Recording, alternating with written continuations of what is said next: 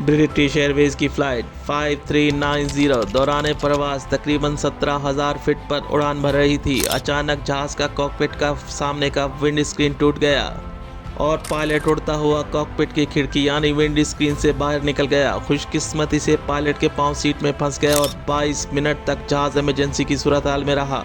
Pilot सामने की wind screen पर लटका रहा। आगे जो हुआ वो दुनिया भर के लिए हैरानकुन था। वेलकम टू अंधेरों का सफ़र। आगे बढ़ने से पहले हमारे चैनल अंधेरों के सफ़र को सब्सक्राइब कर दें, बेल आइकॉन को प्रेस कर दें। 10 जून 1990 बर्मिंघम एयरपोर्ट से ब्रिटिश एयरवेज की फ़्लाइट 5390 7:30 पर अपने सफ़र के लिए तैयार थी। 6 क्रू के लोग और 81 पैसेंजर के साथ ये फ़्लाइट स्पेन जा रही थी। जहाज़ की फाइनल इंस्पेक्शन हो चुकी थी। Flight 5390 ready for departure. अब फ्लाइट 5390 को एयर ट्रैफिक कंट्रोल की तरफ से हिदायत दी गई कि वो डिपार्चर कर सकते हैं। 8:20 पर फ्लाइट 5390 टेक ऑफ करती है और पुरसुकून फ्लाइट थी। आसमान भी साफ था। तकरीबन 30 मिनट बाद पायलट्स ने 5390 को ऑटो पायलट ऑन कर दिया और कैप्टन टिम लैंगस्टर अपने सीट बेल्ट खोलकर कुछ देर के लिए रिलैक्स करने लगे। कुछ देर बाद जहाज़ के फ्रंट विंड स्क्रीन पर कुछ आवाज़ आने लगती है, लेकिन पायलट्स ने इस बात को ध्यान नहीं दिया और अचानक से विंड स्क्रीन का पैनल टूट जाता है। अब तक जो फ्लाइट 5390 पुरसुकून थी, एकदम से टर्बुलेंस शुरू हो जाती है और जहाज़ के अंदर इतना ज़्यादा प्रेशर था कि पायलट टिम लैंगस्टर उड़कर फ्रंट की विंड स्क्रीन से बाहर निकल जाता है और खुशकिस्मती से पायलट की दोनों टांगें सीट में फंस जाती हैं।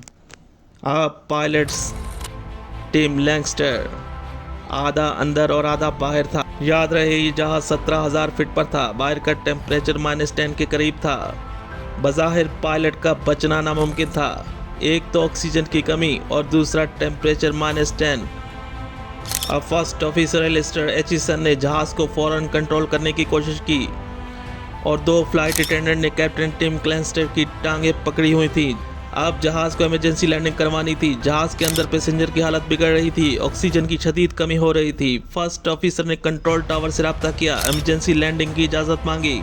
करीब में हैम्पटन का छोटा सा एयरपोर्ट था जो इस जहाज़ के उतरने के लिए रनवे काफ़ी कम था, लेकिन फर्स्ट ऑफिसर ने लैंडिंग अप्रोच शुरू की। जहाज़ को एकदम से नीचे की तरफ कर दिया क्योंकि पैसेंजर की जान खतरे में थी। अब तक तमाम क्रू ये समझ चुका था कि कैप्टन टिम लैंगस्टर जो विंड स्क्रीन पर लटका हुआ था शायद ये मर चुका है। ये 22 मिनट इस जहाज़ पर क़यामत बन के गुजर रहे थे। जहाज़ 10,000 फीट पर आ चुका था। अब फर्स्ट ऑफिसर ने जहाज़ को बैलेंस ठीक किया और हैम्पटन एयरपोर्ट पर लैंडिंग की तैयारी शुरू की।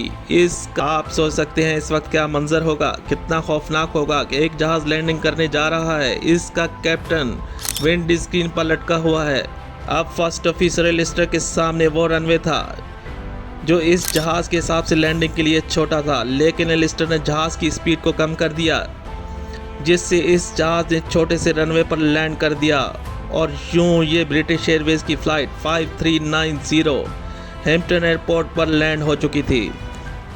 फ़ौरन से इमरजेंसी सर्विसेज ने पैसेंजर्स को जहाज़ से निकाला और कैप्टन टिम लैंगस्टर को विंड स्क्रीन से निकालकर हॉस्पिटल में शिफ्ट किया गया। खुशकिस्मती से कैप्टन टिम जिंदा थे और इस हादसे में 2 पैसेंजर जख्मी हुए और फिर कुछ महीनों बाद कैप्टन टिम लैंगस्टर ठीक होकर वापस उड़ान के लिए तैयार हो चुके थे।